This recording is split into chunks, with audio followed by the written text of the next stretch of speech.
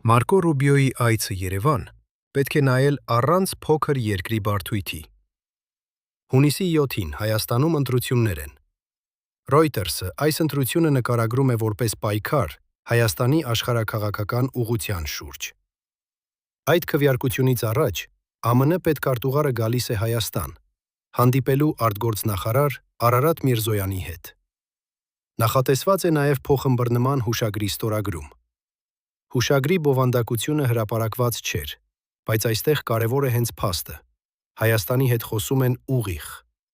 Ոչ Մոսկվայի միջոցով, ոչ ուրիշի սեղանի կողքից։ Երևանում, Հայաստանի անունով։ Մեկ օր առաջ Reuters-ը փոխանցեց Կրեմլի զգուշացումը։ Հայաստանը կարող է կորցնել ռուսական գազի արտոնյալ գինը, եթե հեռանա Ռուսաստանի հետ ինտեգրումից և մոտենա արևմտյան կառույցներին։ Պեսկովը շեշտեց, որ Հայաստանը լավ գին է ստանում, որովհետև Ռուսաստանի գլխավորած Եվրասիական տնտեսական միության անդամ է։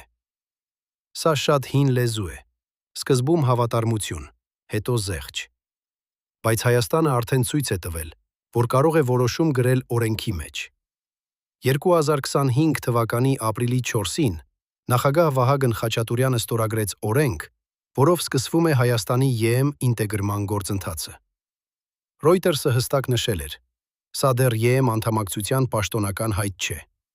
Բայց սա Հայաստանի պետական կամքի արձանագրում էր։ Ռուբիոյի այցի արժեքը հենց այստեղ է։ Հայաստանը ոչ մեկի բակում կանգնած սպասող երկիր չէ։